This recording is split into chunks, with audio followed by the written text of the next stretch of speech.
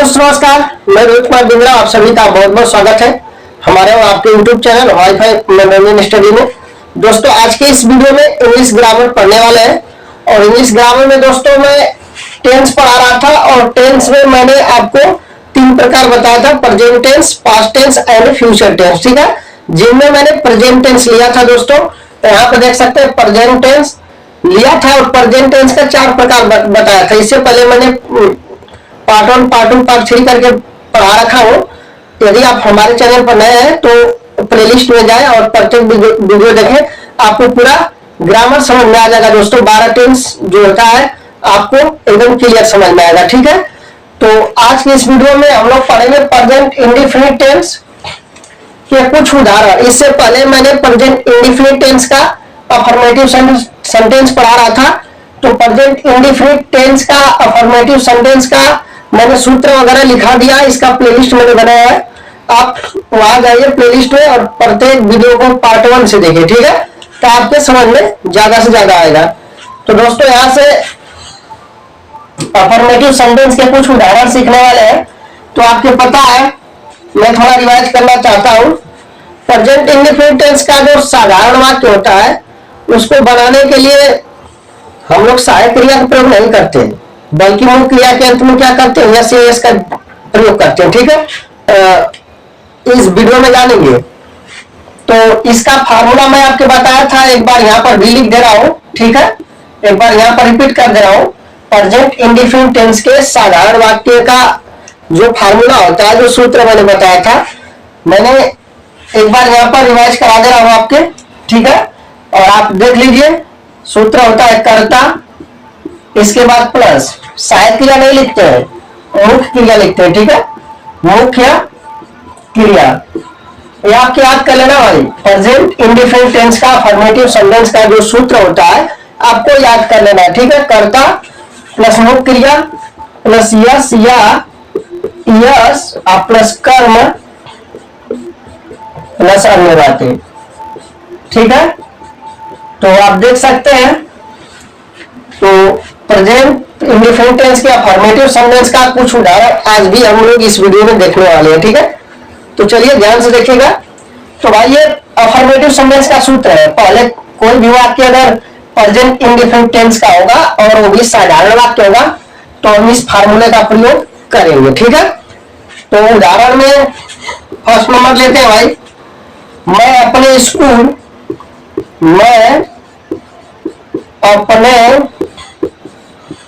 School. ठीक है, तो सबसे पहले आपको यहाँ पर पता करना है कि इसमें कर्ता क्या है। ठीक है, कर्ता पता करने के लिए आपको कौन का प्रश्न करना पड़ेगा। कौन स्कूल नहीं जाता है, मैं। उत्तर में क्या है मैं, तो मैं कर्ता कहलाएगा। तो यहाँ पर पहली सीढ़ी क्या है, कर्ता की। तो पहली सीढ़ी कर्ता मतलब आई लिखेंगे आप। दूसरी की सीढ़ी क्या है, मुख्य क्रिया। तो भाई जाना क्या है, मुख्य क्रिया है। तो जाना का स्पेलिंग क्या होता है आपको पता है, गो होता है। इसके बाद कहा जा रहा है अपने स्कूल, तो गो टू। लेकिन मैं आपको बताया था, नोट पॉइंट करके मैंने पढ़ाया था आपको। ठीक है, पार्ट 2 या 3 में से कुछ करके पढ़ाया हूँ, आप देख लीजिएगा। ठीक है, तो आई रहेगा तो आई के लिए अपना अंग्रेजी हम लोग लिखते हैं माई। ठीक है, याद रखना, अगर मैं है तो अपने की अंग्रेजी हमेशा आई के लिए माई लिखेंगे, आप याद रखिएगा। ठीक है, तो माई स्कूल बनेगा, क्या बनेगा इसका, माई स्कूल। आई होप की बात आपके समझ में आ गई।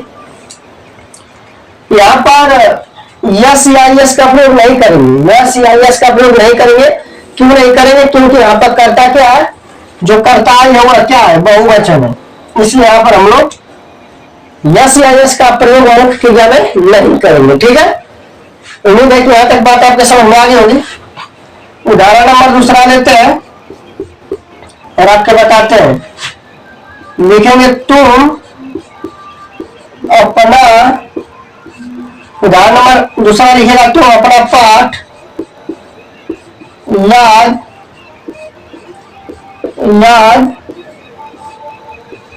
करते हो। ठीक है, तो अब इस वाक्य को हमें अंग्रेजी में कन्वर्ट करना है भाई।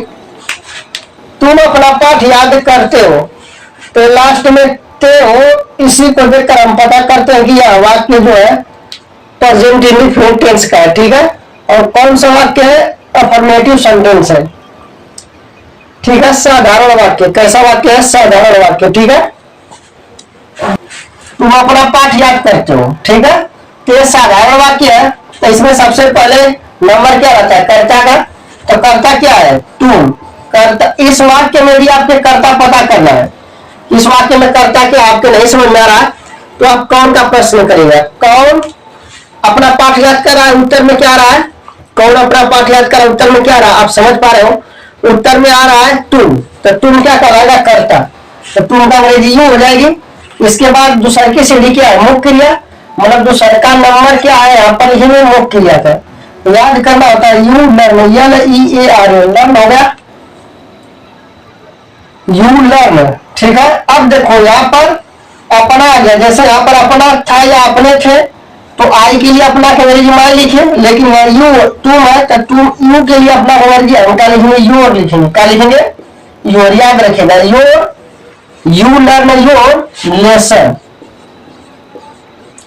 ठीक है, तो ये भी कंप्लीट हो गया। तो अपना पाठ याद करते हो, इसका पूरा अंग्रेजी क्या बनेगा? You learn your lesson. ठीक है दोस्तों, उम्मीद है कि आपके समझ में आ गया होगा। तो नोट कर सकते हैं आप, कोई दिक्कत नहीं है। ठीक है, तो आप जल्दी से नोट कर लीजिएगा। तो अभी साधारण वाक्य कुछ और उदाहरण बताएंगे आपको, तब हम प्रेजेंट इंडेफिनिट टेंस के नेगेटिव सेंटेंस का वाक्य बताएंगे। अभी अफर्मेटिव सेंटेंस का कुछ उदाहरण आपको बताना है। ठीक है, तो नोट कर लीजिए, अच्छे से नोट कर लीजिएगा। तीसरा का उदाहरण नंबर तीसरा लेते हैं। उदाहरण नंबर तीसरा का हम अपने ध्यान दीजिएगा, हम अपने कपड़े धोते हैं। ठीक है दोस्तों, ध्यान दीजिएगा, धोते हैं। तो ये भी वाक्य क्या है? ये भी वाक्य है, सॉरी यहाँ पर प्रश्नवाचक नहीं है। ये भी वाक्य क्या है? साधारण वाक्य। तो यहाँ पर अपना अपनी आ रहा है, तो अपना अपने की अंग्रेजी क्या लिखेंगे? कर्ता के अनुसार लिखी जाती है। ठीक है, कर्ता के अनुसार। तो हम अपने कपड़े धोते हैं। आपके नहीं समझ में आ रहा कि इसमें कर्ता क्या है, तो आप कौन का प्रश्न करिए। कौन का प्रश्न करने से जो उत्तर में आएगा वही कर्ता कहलाएगा। ठीक है, तो हम प्रश्न करते हैं, कौन अपने कपड़े धोते हैं? उत्तर में क्या आ रहा है? हम आ रहा है। ठीक है, उत्तर में क्या आ रहा है? हम आ रहा है। तो यह हम क्या हो जाएगा? कर्ता। तो पहली सीढ़ी क्या होती है? कर्ता की, मतलब सर्वप्रथम कर्ता लिखते हो आप, तो बी लिखेंगे। इसके बाद मुख्य क्रिया धोना, तो धोना का अंग्रेजी क्या होती है? वाश होती है। ठीक है, वाश। इसमें हम यस या यस का प्रयोग नहीं करेंगे। क्यों नहीं करेंगे? क्योंकि कर्ता क्या है? बहुवचन है। कर्ता जब बहुवचन होता है तो हम यस या यस का प्रयोग नहीं करते। इतनी बात ध्यान रखिएगा आप। ठीक है, जब कर्ता बहुवचन होगा तो हम उसमें मुख्य क्रिया में यस या यस का प्रयोग नहीं करेंगे। ठीक है, तो वी वाश। इसके बाद दोस्तों अपना कपड़े, अपने कपड़े का तो याद रखना, कर्ता हम है, हम का अंग्रेजी वी है, तो वी के लिए अपना का अंग्रेजी याद रखिएगा। क्या लिखते हैं? वी के लिए अपना की अंग्रेजी लिखते हैं दोस्तों आवर। क्या लिखते हैं? आवर। और कपड़े की अंग्रेजी क्या होगी? कपड़े की जो अंग्रेजी होगी दोस्तों याद रखना, क्लोथ्स, CLOTH, क्लोथ्स। ठीक है, याद रखिएगा, वी वॉश आवर क्लोथ्स। ठीक है, तो ये कंप्लीट हो गया। अगला उदाहरण लेते हैं, हम आपके बताते हैं। चौथा उदाहरण ले लेते हैं। ठीक है, लड़के क्रिकेट खेलते हैं। ठीक है, लड़के क्रिकेट